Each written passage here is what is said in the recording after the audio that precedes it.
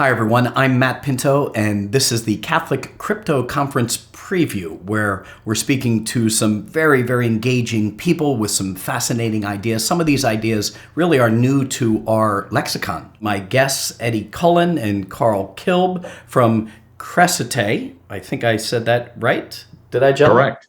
Very good. Give me the origins of the name. So Crescite comes from the book of Genesis, and it means growth, multiply, prosper. And when you think about crypto, when you create your first token, it's called the Genesis token or the Genesis coin.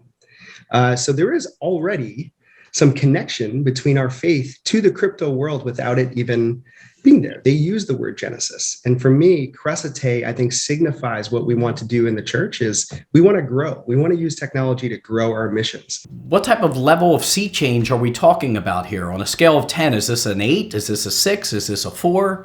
What do you see this as?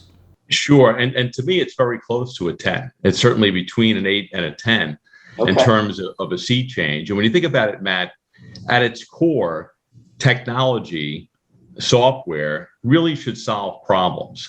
It should make our lives better, easier, more effective.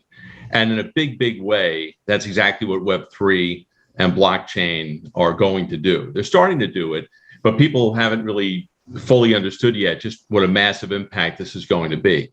But now Web 3.0 is actually putting a lot of control back into the hands of individuals. You know, when we talk more in detail in a few minutes about what a DAO is, it puts so much power into the hands of individuals. You'll have more control over your identity, more control over data. There'll be much greater cybersecurity, data protection, and privacy in Web 3. And a blockchain at the end of the day is just a bunch of blocks chained together. That's what it is. To kind of demystify it a bit, it's all of this data in this super ledger of information that will create a level of transparency and accountability that we've never seen before. And that's something that we think the Catholic Church can really leverage. For me, I think it's twofold. One, I'm very excited because I think for the first time we see a technology code base that could match, I think, the values of the Catholic Church, which very much excites me. Second, I think it is going to be very transformative. And when we look at Web 1.0, Web 2.0, Web 3.0, the cycles tend to go faster. So if you look at Web 1, you could say arguably maybe 8 to 10 years. Web 2, things really took off in about 4 to 8 years. And I think over the next 10 years, we're going to see a mass shift to people going back to peer-to-peer transactions. And when I think of my own education, I think my own Jesuit education, especially the Cura personalis, the care to the person, kind of the incarnation of Jesus and being able to have communications between human beings. This is going to allow that in a way that is not only transparent, but safe. Sure. And the advice I would give, Matt, don't be afraid of it. Immerse yourself in it and help shape it. And that's why we think this Catholic Crypto Conference is so important. Start the conversation. Have people understand what all of these things are, because then you're in a position to comment on them, shape them, and make sure they're used for the greatest possible good. Education.